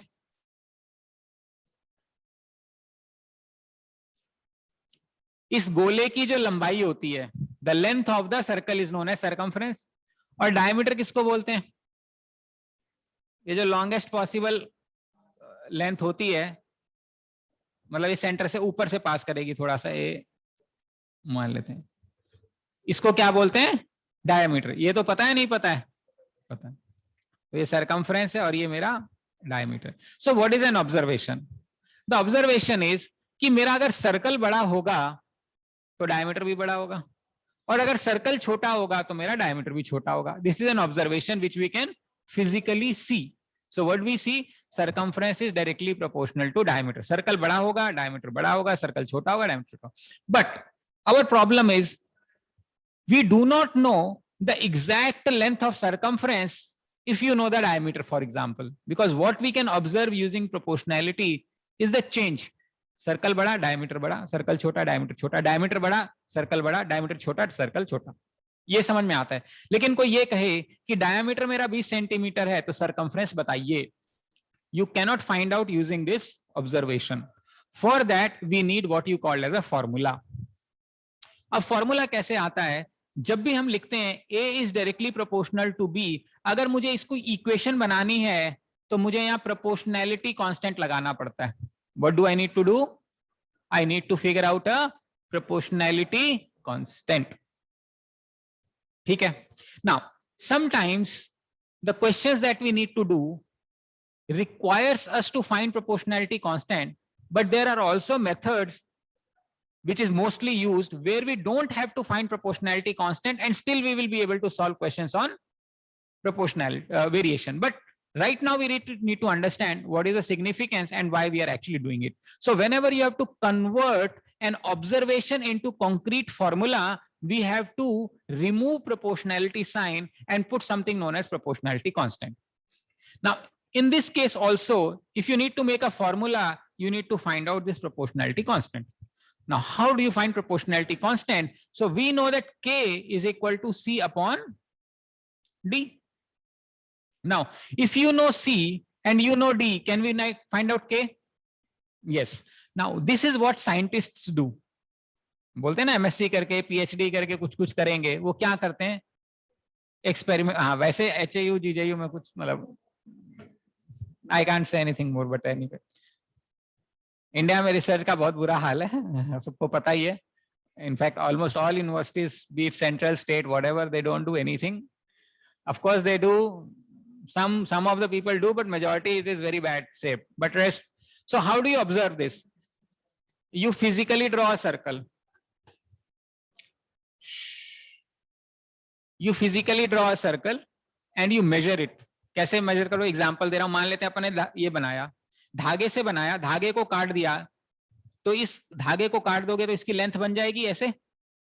इसको फीते से नाप सकते हैं अपन, और ये डायमीटर को भी अपन फीते से नाप सकते हैं. तो एक नापा गया, सरकमफ्रेंस नापा गया, इस लेंथ को नापा गया 22 आया, और डी को नापा गया तो 7 आया. एक रैंडम एग्जांपल है. फिर आपने क्या किया? आपने सोचा कि चलो ऐसा करते हैं, थोड़ा बड़ा सर्कल ले लेते हैं. Let's say you thought, let us just take this large circle and let us just take a large diameter. आपने इसका जो सरकमफ्रेंस नापा 88 आया मीटर में, मान लेते हैं मीटर में, और ये आ गया 28 मीटर आ गया इसकी लेंथ. ये ऑब्जर्वेशन किया. फिर आपने कहा कि चलो ठीक है, एक छोटा सर्कल ले लेते हैं और छोटा सा ऐसा सर्कल ले लेते हैं, और फिर इसका डायमीटर ले लेते हैं. फिर आपने ये भी नापा. फिर आपने इसको देखा कि जो इसका सरकमफ्रेंस है वो मान लेते हैं 1.1 था, तो इसका डायमीटर आ गया 0.35. अब ऐसे कई बार करने पड़ेगा, ऐसा नहीं हमने 3 किया, ऐसे एक्सपेरिमेंट हजारों करने पड़ेंगे, 3, 10 बार, 20 बार, 30 बार. And in every circumstance if you will find the ratio, it has to be same. So if a different input is given, a different output is obtained. मतलब अगर सरकमफ्रेंस बड़ा किया तो डायमीटर चेंज होएगा, छोटा किया तो यानी जैसे जैसे इनपुट हमने डाला नया नया रिजल्ट आया. लेकिन जो रिजल्ट आएगा के का, वो हर केस में कैसा होना चाहिए? सेम होना है. अगर ऐसा हुआ तो हम उसको मान लेते हैं कि ये मेरा प्रोपोर्शनैलिटी कांस्टेंट, यानी के की वैल्यू मेरी मिल गई. समझ में आ रहा है? के की वैल्यू, इसको हमने नाम दिया था पाई. इसको नाम क्या दिया? पाई. और फिर बोला गया कि जो c बाई डी की वैल्यू है वो है पाई के बराबर, तो c की वैल्यू बन जाएगी पाई डी के बराबर. तो c की वैल्यू बन जाएगी, d का मतलब होता है ट्वाइस ऑफ रेडियस, तो ये बन जाएगा, चूंकि 2 भी कांस्टेंट है, पाई भी कांस्टेंट है, तो 2 यहां लिख दिया, पाई यहां लिख दिया. और ये फॉर्मूला हम बचपन से पढ़ते आ रहे हैं. The circumference of the circle is 2 pi r. इसी तरीके से जो भी फॉर्मूले हम पढ़ते हैं वो कभी ना कभी किसी ना किसी ने डिराइव किए हैं. वो डेरिवेशन कहां से आई है? कुछ तो ऑब्जर्वेशन है. समथिंग इज एन ऑब्जर्वेशन, मतलब हमने दुनिया में देखा ऐसा ऐसा चल रहा है, we observe that and then we tried to make a mathematical model and then we tried to figure out a proportionality constant and that it was. ऐसा नहीं है कि आपने बोल दिया ये हो जाएगा तो मान लिया जाएगा. उसकी अपनी एसोसिएशंस हैं, पीयर रिव्यू होता है, दूसरे लोग भी उसको रिव्यू करते हैं, चेक करते हैं, फिर उसको फाइनल एग्रीमेंट दिया जाता है कि yes okay this formula is now acceptable. ये बात समझ में आ रही है? नो. इससे हमारा क्या लेना देना है? हम इतना क्यों पढ़ रहे हैं? हम इसलिए पढ़ रहे हैं क्योंकि मैं आपको ये समझाना चाहता हूं कि जब a is directly proportional to b है, यानी a is equal to kb है, यानी k की वैल्यू निकालने के लिए मुझे a और b की आवश्यकता पड़ेगी. अगर मैंने a1 ऑब्जर्व किया तो मेरा रिजल्ट कुछ आएगा b1 मान लेते हैं. मैंने मतलब जैसे सरकमफ्रेंस लिया तो उसका एक रिजल्ट आएगा b1. अच्छा, मैंने अगर a1 की वैल्यू चेंज कर दी तो क्या b2 की ये वैल्यू चेंज होगी नीचे वाली? मान लो ये b2 आ गया. ऐसे 3 डाल दिया तो चेंज हो जाएगी. लेकिन क्या k तो सेम ही रहना है? इसका मतलब है I must have a1 by b1 must be equal to A2 by B2। क्यों आएगा ऐसा? क्योंकि K इक्वल है। ऐसा क्यों आएगा? क्योंकि K इक्वल है। इसमें मैं इन्वर्टेंडो लगा दूं नीचे ऊपर, ऑल्टरनेंडो सॉरी, ये नीचे ही ऊपर। कैन आई से A1 by A2 will become B1 by B2? सारी किताब में लिखा हुआ होगा for direct variation this is the result. क्या रिजल्ट है? A1 by A2 is equal to B1 by B2। सारे क्वेश्चन इससे करवाएगा वो। ये कहां से आया? K से आया। K कहां से आया? प्रोपोर्शनैलिटी कांस्टेंट निकाल के आया। आ रही बात समझ में? So I want everybody to repeat after me. For direct variation A1 by A2 is equal to B1 by B2। फिर से बोलो।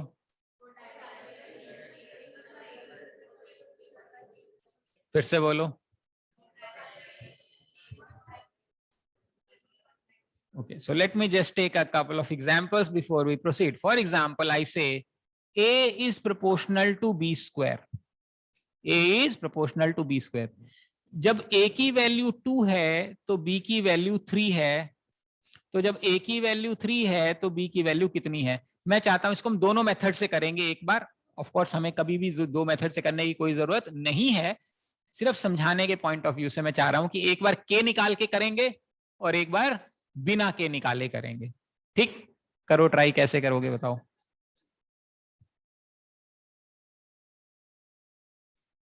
अगर K निकालना है तो इसको कैसे बनाएंगे? क्या करूं? A is equal to K B square, यही बात है। अब K को निकालने के लिए मुझे A और B की वैल्यू पता होनी चाहिए। क्या मुझे पता है?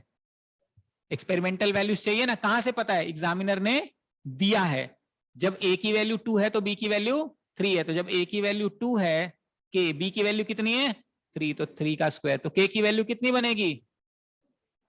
तो अब मेरी इक्वेशन क्या बन गई? A is equal to 2/9 B square. Equation आ गई। अब जैसे इक्वेशन बनी, अब ये सॉल्व कर सकते हो। कैसे? A की वैल्यू यहां पुट करोगे। कहां पुट करोगे? यहां पे।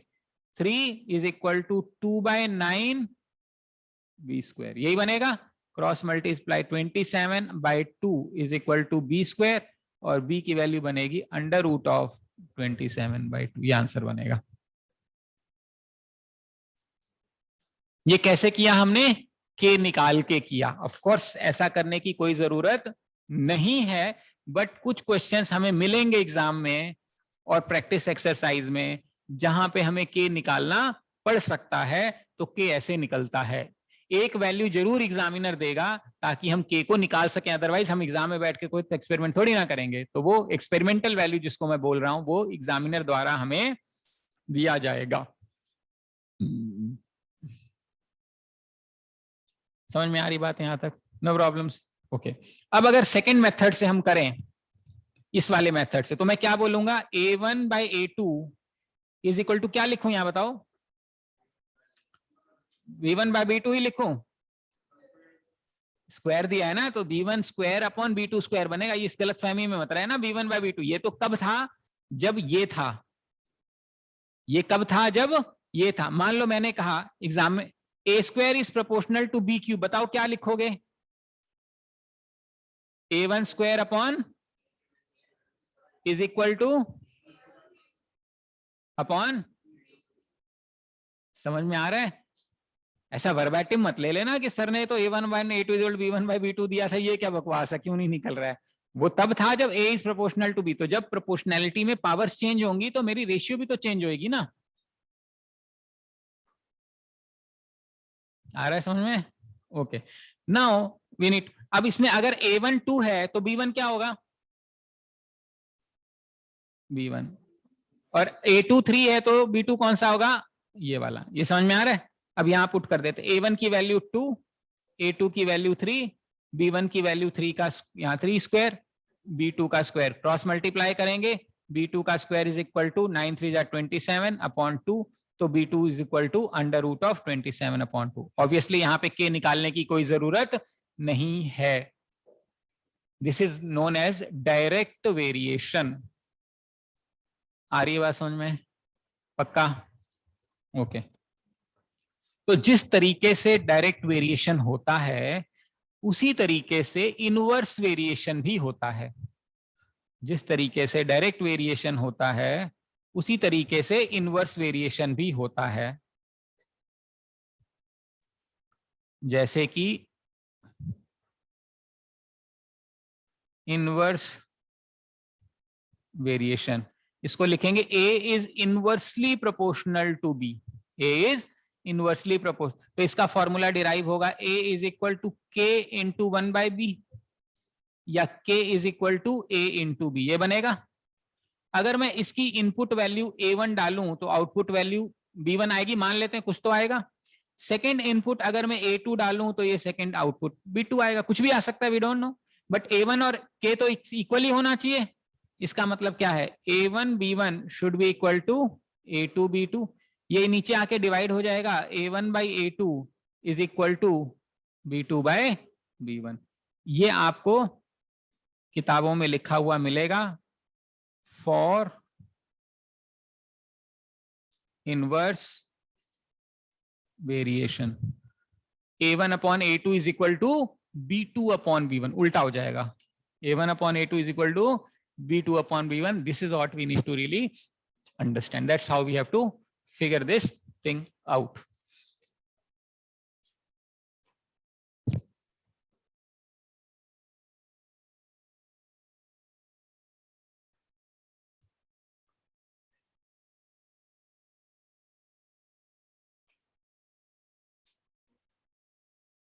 हाँ जी, अरुल एंड निशु समझ में आ रहा है?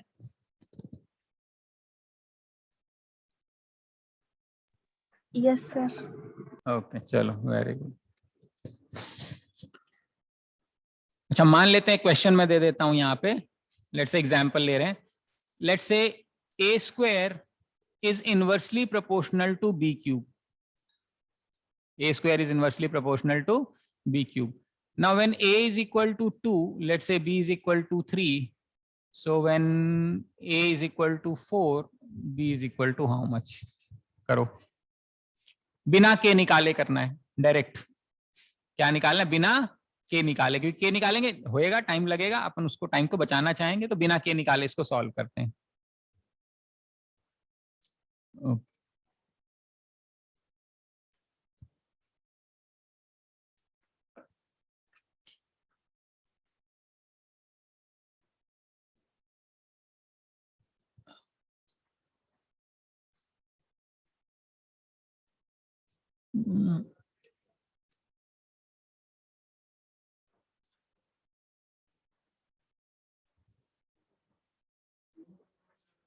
हाँ जी,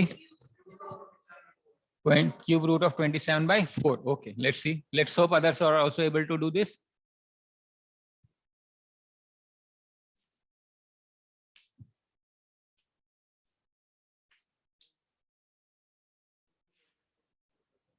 Cube root of 144. यही आ रहा है, 144 आ रहा है, 47 कुछ कट पिट रहा होगा। इसको करेंगे कैसे? इसको करेंगे A1 square upon A2 square is equal to B2 cube upon B1 cube. पहले तो ये बताओ, ये समझ में आ रहा है? उल्टा कर दिया,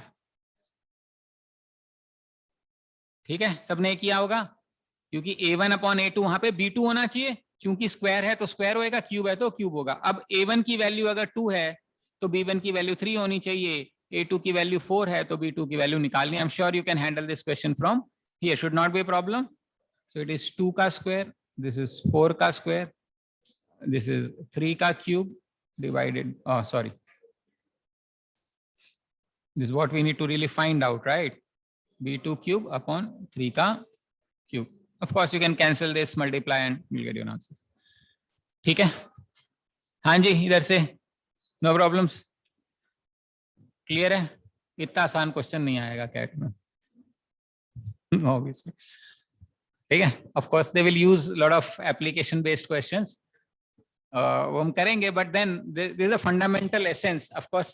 But all other examination, yes, you can be happy कि भाई अब स्नैप का एग्जाम निकाल लोगे, इनमैट कर लोगे, सी मैट कर लोगे, बट कैट का कोई लेना देना नहीं है इस लेवल से. It is just a part of some question to that, but knowledge होनी चाहिए. So what is the kind of question, what is the additional input that is required for us to be able to handle such kind of question is that, let's say I'm saying A is directly proportional to B, for example, and I'm saying A is also directly proportional to C. A किस पे dependent है? B पे, और A किस पे dependent है? C पे. Then we can say A is directly dependent on B into C. For example, force was directly proportional to acceleration when mass is constant, and force is also directly proportional to mass when acceleration is constant. So basically force will be proportional to mass into acceleration, and now we have to figure out the value of k, which incidentally in this particular case was 1. Therefore force is equal to mass into acceleration. That's how things happen. You understanding this? So this kind of representation is known as joint variation. ये क्या variation है मेरा? Joint variation है ये. समझ में आ रहा है? अच्छा, अगर मैं बोलता हूं A is directly proportional to B and A is inversely proportional to C, तो हम क्या बोल सकते हैं A के बारे में? A is directly proportional to B by C.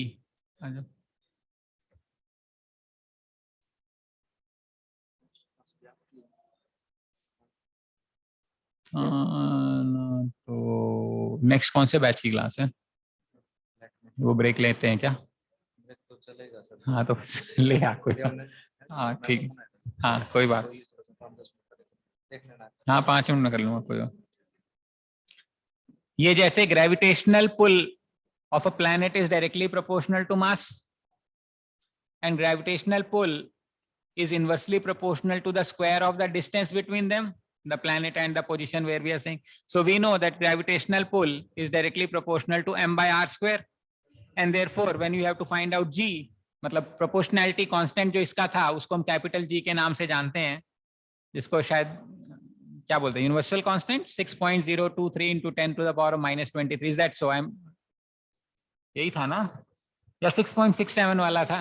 हाँ 6.67. पढ़ा करते थे कभी once upon a time. Common sense है, नॉलेज होनी चाहिए GK. But what I am saying is, ये जितने फॉर्मूले बनते हैं ये सारे इसको यूज करते हैं. इसको क्या बोलते हैं अपन? ज्वाइंट वेरिएशन बोलते हैं. ठीक है, क्या बोलते हैं इसको? Joint variation. इसके बाद आता है part variation.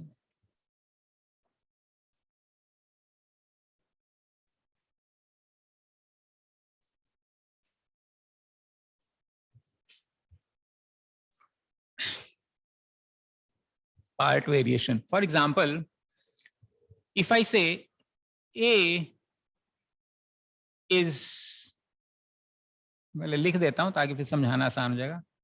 A is partly directly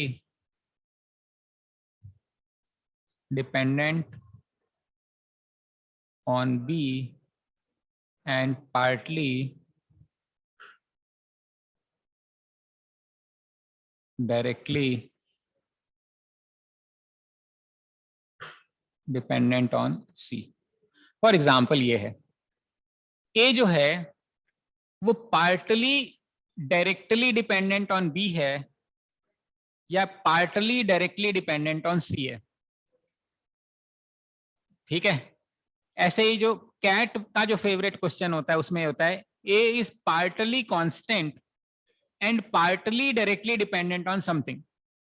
If you see some previous questions exams, तो partly constant and partly directly dependent. फिलहाल मैं आपको जो समझा रहा हूं वो ये कि partly dependent on B and partly dependent on C. How do you represent? इसको रिप्रेजेंट करेंगे A is equal to K1B plus K2C. इसका मतलब है A की जो वैल्यू है वो कुछ हद तक B पे डिपेंडेंट है और कुछ हद तक C पे डिपेंडेंट है. लेकिन किस सेंस में डिपेंडेंट है?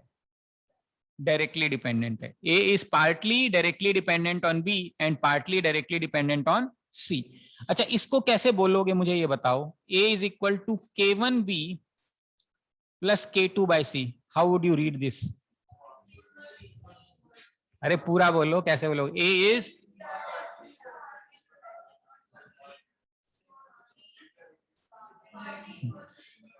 कुछ भी, अरे अंग्रेजी बोलनी है, शब्द नहीं बोलने हैं। A is partly directly dependent on b and partly inversely dependent on B.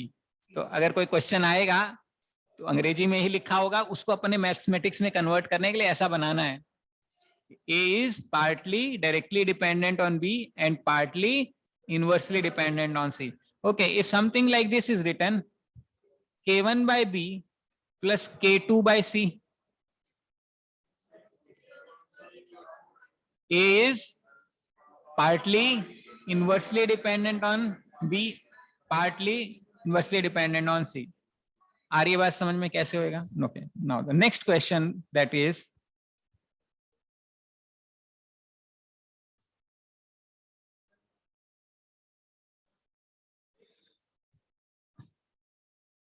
मान लेते हैं ये क्या है, अब ये क्या है, चलो पूरा ही लिख देता हूं, अलसा रहा था मैं थोड़ा सा, बट चलो। Okay, A is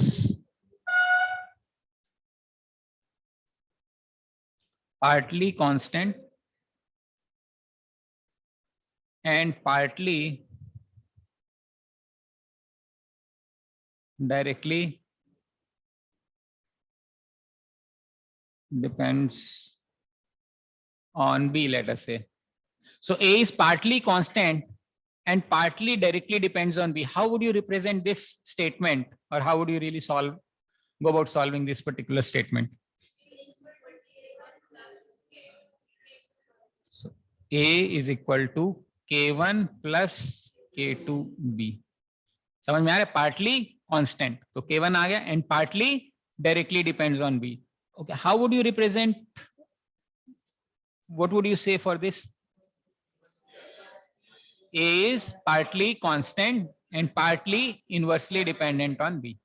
Now, majority of the questions of previous years is fundamentally based on this idea. Why it is based on this idea? Because it is more of a practical application. Can you give me some example where something is partly constant and partly depending on something? Yes, किस पे depend करता है? Constant क्या है इसमें?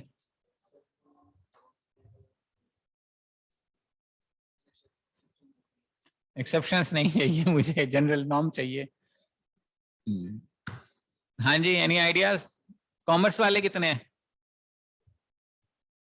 हाँ बताओ भाई, कॉमर्स।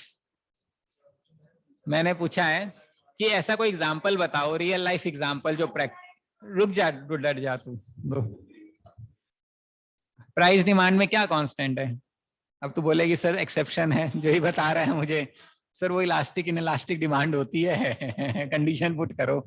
मैं एक जनरलाइज्ड आपसे पूछ रहा हूँ कि भाई, और फॉर ऑल प्रैक्टिकल पर्पसेस आप मैनेजर बनने चाहते हो, कहाँ पे ये समस्या आती है, कहाँ पे ऐसा हमें ये इस चीज का इस्तेमाल होता है, जहाँ पे हमें कोई चीज निकालनी है जिसकी वैल्यू पार्टली फिक्स्ड होती है और पार्टली किसी चीज पे डिपेंडेंट होती है।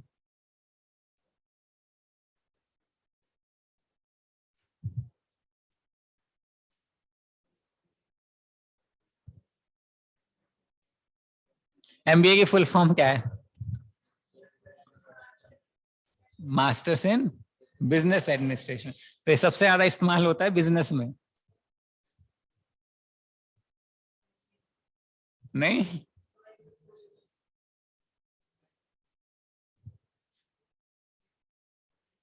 बिजनेस में दो इंपॉर्टेंट चीजें क्या होती हैं? सबसे इंपॉर्टेंट चीज क्या होती है?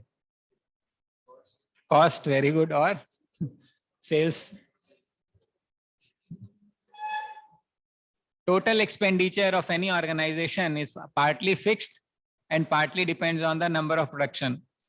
मान लो आप कोई मैन्युफैक्चरिंग कर रहे हो एग्जांपल के तौर पे, तो किसी भी चीज की जो टोटल कॉस्टिंग है वो पार्टली फिक्स्ड होती है और पार्टली डिपेंड करती है आप कितना प्रोडक्ट बना रहे हो। मान लो आप फैक्ट्री चला रहे हो, आपको स्टील के बर्तन बनाने मान लेते हैं, तो आपने मिल लगा रखी है, तो उसका बेसिक लोड का कनेक्शन लोगे आप, बेसिक रेंटल लोगे, कुछ बेसिक एम्प्लॉइज होंगे, मिनिमम नंबर ऑफ एम्प्लॉइज। तो चाहे आप 1 किलो माल भी ना बनाओ, तो भी आपका वो 2 लाख रुपए पर मंथ लगेगा। अब जब आप उसमें प्रोडक्शन करोगे, 2 टन 4 टन 5 टन स्टील मान लो प्रोड्यूस करोगे, तो जब स्टील की प्रोडक्शन करोगे तो रॉ मटेरियल लगेगा, उसमें एडिशनल बिजली खर्च होगी, एडिशनल वेजेस देने पड़ सकते हैं आपको, समझ में आ रहा है? So that cost is dependent on what, the production quantity. किस पे डिपेंडेंट है वो?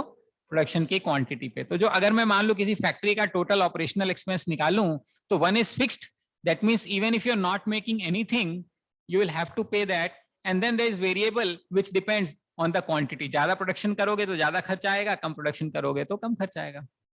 Operating this class is partly fixed partly variable. Fix क्या है? एसी तो यही चलना है, तुम 4 बैठे हो और चाहे 5-10 और बैठे होते। So the cost of AC, the cost of fans, the cost of light, the cost of rentals and the cost of teacher is fixed. 5 students, 10 students will not matter. What will matter additional cost? Your material, your taxes, your royalty, your online services that is given to you. That will depend on the number of students. So if there are more students, then we have to pay more to our head office. If there are less students, then we'll have to pay less to the head office. So the total cost of operation is partly fixed. So even if nobody is there, we need to incur certain expenditure, and partly depends on the number of students. So you will see these questions in the exam, because eventually when you become managers, ultimately it will boil down to your ability of making profit for the organization. So you need to understand how do you minimize your cost and maximize the profit. So minimization of cost will depend on 2 things. Especially it is dependent on the fixed cost. Your ability to bring down the fixed cost will show how good a manager you are in an organization and whether you deserve those 20 lakhs per annum salary or not. भाई company को पैसा नहीं बचा के दोगे तो तुम्हें थोड़ी इतना पैसा देगी, पैसा इसी बात के देगी कि तुम उनकी कॉस्टिंग बचाओगे। तो क्वेश्चंस कुछ टाइप ऐसे आते हैं, जैसे कि एग्जांपल के तौर पे मैं एक रैंडम मान लेते हैं, मैं ये कहता हूं कि अपने मान लेते हैं 200 बच्चे हैं, ठीक है, तो पर बच्चा मान लेते हैं हॉस्टल का कॉस्ट 2500 रुपए पड़ रहा है, ठीक है। और जब मेरे हॉस्टल में मान लेते हैं अपन 300 बच्चे रखते हैं, तो हम मान लेते हैं कॉस्ट हमारा 2000 रुपए पड़ रहा है पर बच्चा। अब हॉस्टल का cost is partly fixed and partly depends on number of students. बिल्कुल लॉजिकल है, आपने इंफ्रास्ट्रक्चर रखा है, कोई भी बच्चा नहीं आ रहा तो भी रेंट देना है, और बच्चा आएगा तो फिर उसका खाने का, पीने का, रहने का उसका एडिशनल खर्चा है। तो मान लेते हैं कि for running an hostel my expenditure is partly constant and partly directly depends on number of students. बिल्कुल लॉजिकल है, ज्यादा बच्चे होंगे तो ज्यादा खर्चा होगा, कम बच्चे होंगे तो कम खर्चा होगा। जब 200 बच्चा है तो खर्चा मेरा आता है पर बच्चा 2500 रुपए, 300 बच्चा है तो मेरा पर बच्चा कॉस्ट आता है 2000 रुपए। Now examination question could be 450 बच्चा होगा या 250 बच्चा होगा तो क्या कॉस्ट आएगी। मान लेते हैं मैंने पूछ लिया अगर 400 बच्चा होता तो बताओ कितनी कॉस्ट आती। You getting this? So try solving this question. मैं डिक्टेट करके लिख भी देता हूं, हालांकि तुम्हें क्वेश्चन मैंने समझा दिया है।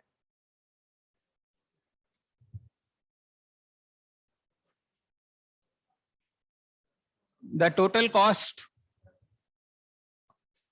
of running an hostel is partly constant and partly directly depends on number of students. Now, if there are 200 students, the per head cost happens to be 2500. And if there are 300 students, the per head costs happen to be 2000 rupees. What is the total cost incurred when there are 400 students in the hostel? अब calculation मुझे पता नहीं, मैंने randomly question बनाया है, value आनी चाहिए, but how would you really go about handling this question? Let's say that is a question. Oops.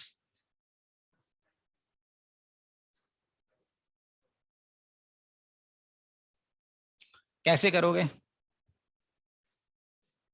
I hope मैंने डेटा सफिशिएंटली दिया हुआ है। 2000 इंटू 25 तो fixed cost, 200 into variable, 2 equation, 2, हाँ हो जाएगा।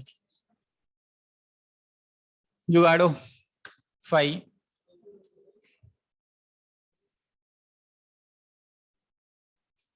ऑफ कोर्स इसको शॉर्टकट से भी किया, बट चलो पहले तो अंडरस्टैंडिंग से ही कर लेते हैं एक बार अपना।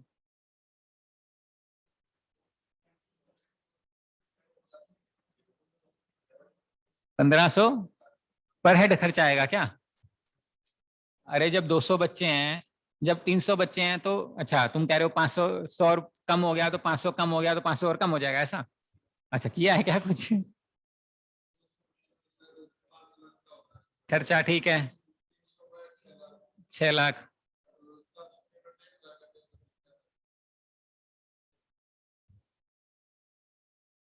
ना ना ऐसे नहीं होगा,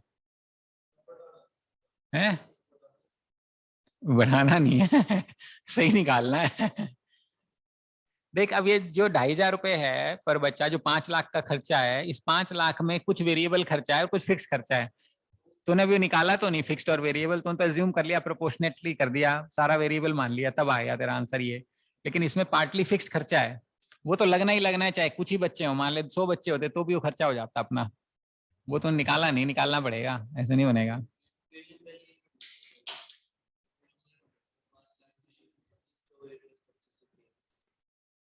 पहली क्वेश्चन बनेगी 5 lakh is equal to K1 यानी fixed cost plus K2 into 200। Question अभी बनाइए, लिखा तो दिख रहा है स्क्रीन पे, A प्लस K1 बाई भी नहीं आएगा, बस ये वाला आएगा। ट्राई करो, अच्छा क्वेश्चन है।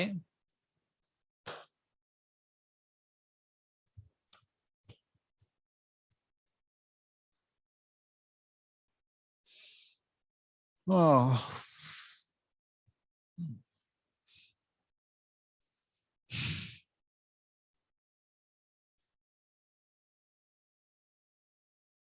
दिखा, क्या किया तूने? दिखाई दिखा दिखा दिखा। हाँ हाँ फिर से काट उसको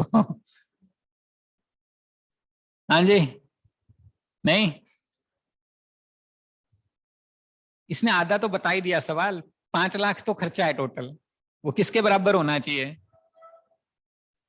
fix cost plus variable cost. तो वो वेरिएबल कॉस्ट पर बच्चा पता नहीं, अपने को एक्स मान लेते हैं। कितने बच्चे हैं? 200। तो यानी 5 lakh is equal to fixed plus 200 into x. सोच, 5 lakh is equal to fixed cost plus 200 into x है। वो देख, मेरे को क्या पता, जो आ रही होगी वो सर। अच्छा तो तेरे हिसाब से 3 लाख फिक्स्ड है, 1000 के 4 लाख ये हो गए, 4 3 7 लाख हो गए। तो 400 बच्चा बटा 7 लाख, यही बोल रही, यानी कि 7/4, 7/4 यानी 1+3/4 यानी 75, यानी 1750 रुपए तेरे हिसाब से आंसर आना चाहिए। अगर तेरी वैल्यू सही है तो बता रहा हूँ, पता नहीं क्या है। Let's do it.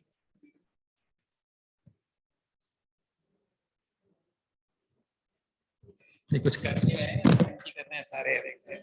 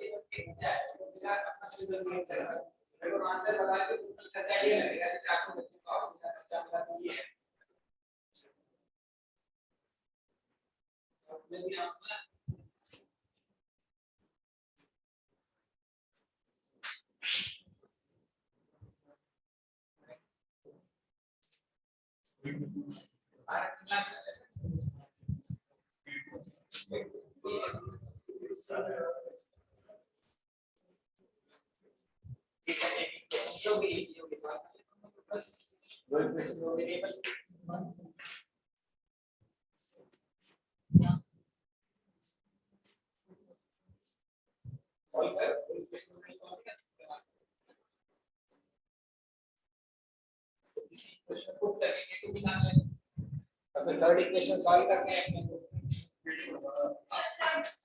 ये आया और उसके सामने ये भी बता दूं जितना आया ठीक है, ये निकाल सकते हैं, ये निकाल कर और जो पूछा गया है क्या प्लस सवाल है। आपने बात को समझना, मैं कह रहा हूं कि 200 बच्चे ने पढ़ा है,